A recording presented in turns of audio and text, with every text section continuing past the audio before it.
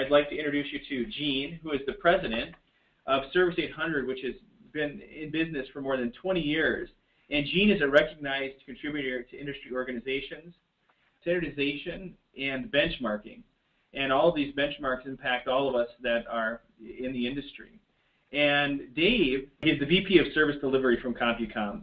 And they are one of the largest IT service delivery companies in North America. So I'm very privileged to be a part of this conversation today. And without further ado, here is Gene and Dave. Good morning, Dave, and good morning, everyone. And thanks for joining us. We're excited to share some thoughts about proving the ROI, return on investment, of measuring customer satisfaction.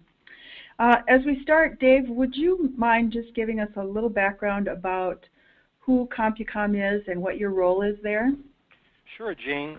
Thank you for inviting me to participate in this, and I'll tell you a little bit about CompuCom. We are now a 27-year-old company. Our revenues are approximately $1.9 billion, and I would describe us as a total solution provider. And by that I mean we sell our clients product, we have help desk services, network monitoring, Anacos field service delivery, and depot type services.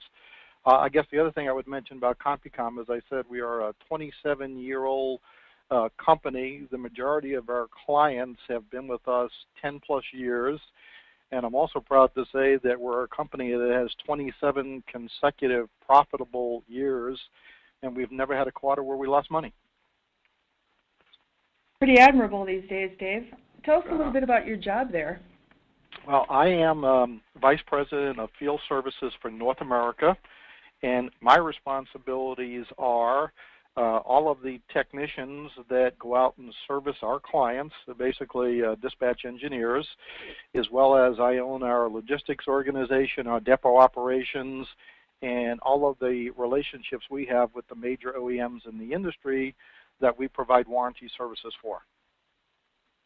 So it's a big job, Dave, and I can only guess that you're very loaded. I really appreciate the fact that you've made time in your day to participate in this discussion.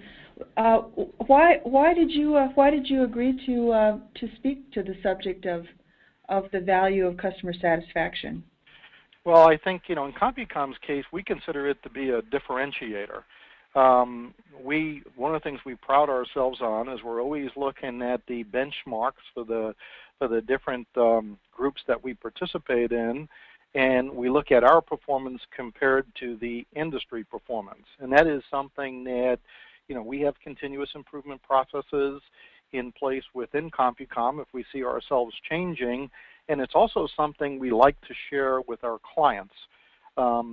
That we have a neutral third-party process that really performs those client conversations for us, and that we also share that information back with our clients, and sometimes we're telling them information about their own organization that they might not know.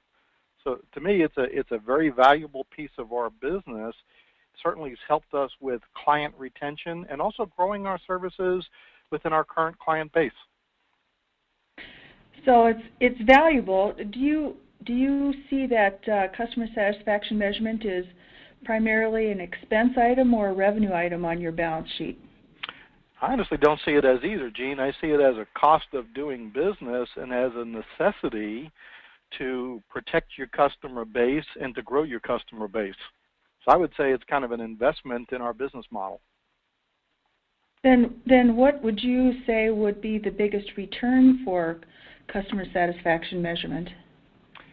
I think from our perspective, the biggest return we get is the ability to have current information about what our clients think about all the different services we are providing to them, whether it be from a service desk, field service delivery, depot, or product. Having that information when it's current, and I'll probably jump into, people talk about hot sheets, and gee, you don't want to get hot sheets. To us, we look at the hot sheet as really an opportunity to talk to a client while they have a current issue that we can respond to, rather than waiting to see it on a piece of paper a week or two from now. If you call the client back when it's a current issue, we seem to get a lot out of it, and our clients think that we're really concerned and want to work with them to resolve those issues. So you're talking about a hot sheet type of alert where your managers are made aware of urgent customer situations immediately after their experience. Is that what you're talking about? Yes, generally, Jean, we get that feedback probably less than 2 hours after that conversation has happened, and I think it's very beneficial when our manager calls the client back with that information, and we can respond to it while it's still an issue, kind of before it gets to linger on there. Do you think that's the biggest return for your investment in customer satisfaction measurement?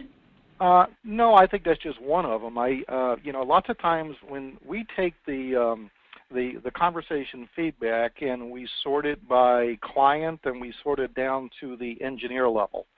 And, many times what happens in this industry, we bring new people on, we give them some basic training, and you don't always know how the clients are perceiving kind of the new people that are visiting them on site. Well, when we break the feedback down to the engineer level and you look at the questions, one that always kind of stands out, or really there's probably two that stand out, is, the professionalism of our engineer and the type of feedback, did the engineer update the client before they left the site? And those are probably two areas that have the biggest impact on whether a client is satisfied or not. Taking the information that we do get from the surveys down to an engineer level allows us to look at a couple of things. I mean, we can see maybe we need to spend a little more time doing some soft skills training if we see that maybe the area of communication is a little weak with a new engineer.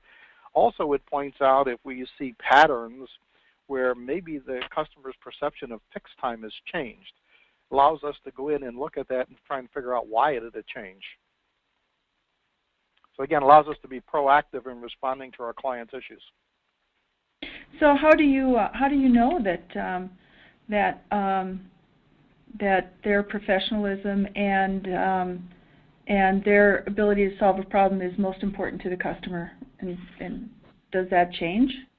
Well, the other thing we do, Jean, we take the conversations from the feedback that we get from whether it be the help desk, the on-site, or depot type services, and we have our own process called a stoplight report. In that stoplight report, we take our top clients every single month, and a senior manager, basically vice president or above, talks to a C-level executive within that account. We can look at survey results, we can look at statistical results of performance, but when we have that conversation with the C-level executive, it's more about their perception of the overall services that CompuCom is delivering to the account. And I'll give you one example. Sometimes we can look at the conversation feedback, and we can see where some of the end users may be expressing some dissatisfaction with maybe the way the client themselves, some of their own in-house procedures. And again, another example is they may have their own internal help desk. A call could sit at that help desk for 3 or 4 days before it ever gets escalated out to CompuCom for our engineers to go out and resolve the problem. They may be happy with the work our engineer is doing in terms of solving that problem, but they may be very unhappy with the fact that it sat at the desk for 3 days before it ever gets escalated. And we do get the opportunity, and we have these C-level executive meetings every month to provide them with feedback of what their end users are saying also. So certainly those are tools, and that's information and tools that help you manage within your organization. I understand that pay-for-performance programs and expectations set in SLAs are ways that your clients may manage into your company. Do you want to talk a little bit about pay-for-performance? Sure. Most of the major OEMs, and I'm talking about IBM, Lenovo, HP, all have pay-for-performance programs that they reward authorized service providers like CompuCom based off of our performance in terms of performing warranty work. We can find a direct correlation when we look at the conversation feedback between how we're doing on the survey results to our pay for performance from the OEMs. A good example would be if we look at customers' feedback on, say, fix time, which is something that's usually very important to the client. We may not even have looked at it or realized that maybe our warranty parts fulfillment from the OEM has declined, and that's basically causing us or our end users to be a little unhappy with the amount of time it's taking to fix.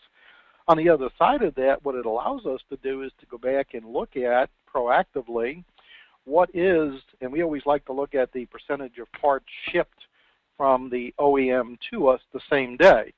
So if we see that for some reason or another, a particular OEM, our fulfillment of warranty parts is declining, we can do some things on our own to supplement that. And we call it model stocking, but we may choose to have some parts available that we'll use to be able to meet the client expectations in terms of resolve time and help us to get through that gap of maybe the OEM is having a little bit of a problem, maybe fulfilling some warranty parts on new products or something like that. So it allows us to adjust our model to meet our client expectations, but it does pay off. I mean, for CompuCom, if we go back and look, about 60% of all the warranty claims that we do for OEMs that have a pay for performance receive some type of pay for performance on top of the base warranty rate. And what that also means for anybody that's in the warranty business, I think we all know you do not make money doing warranty work. You're lucky if you can cover your costs by doing it right. But when you get paid for performance, you actually can make some profit by doing warranty work through pay for performance programs. Well, then it sounds like you're using the customer satisfaction data, customer feedback, to weave those into the pay for performance and management programs.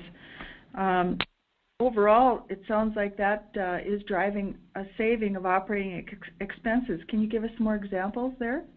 Well, actually, that's exactly what it does, Gene. I mean, every time we have to send an engineer back a second time on a service call because we either don't have the right part or we can't fix it right the first time, that's an additional cost. So, and I probably should have said this a little earlier, if you look at CompuCom as a whole, our model is not, we're not really in the SMB business. We are more in the enterprise large client space, generally of 2,000 seats and up. So, you know, we can significantly be able to reduce our cost, improve efficiency by taking current feedback that we do get from our clients and adjusting our business model based on what's happening today or the client perception of what it is today. You know, rather than waiting for the client to call us in and tell us they're unhappy, by analyzing the data, whether it be at even a site level, when we have the ability, when we look at those conversation feedbacks, and we can certainly break it down by client, we can break it down by site, and we can break it down to the engineer level. So that does allow us to contain cost, in many cases even reduce our cost of doing business. So you run a very large organization. Do you think that phenomenon only applies to a company your size? No, not at all. I mean, if you look at the size of CompuCom, and by the way, we weren't here always. It took us a while to get to this point. But like I said, you know, we do have 27 consecutive years of profitability, and just since I've been at CompuCom, which is a little over 16 years now, we've done 13 acquisitions of other companies. And it's kind of nice to go back in and look at those companies, look at where they were in profitability, look at some of the issues that they might have had, and apply our methodology. And we've been able to improve and some of those companies were small, some of them were large. We've been able to improve the profitability in most all the cases in all the different clients that we acquire through acquisition.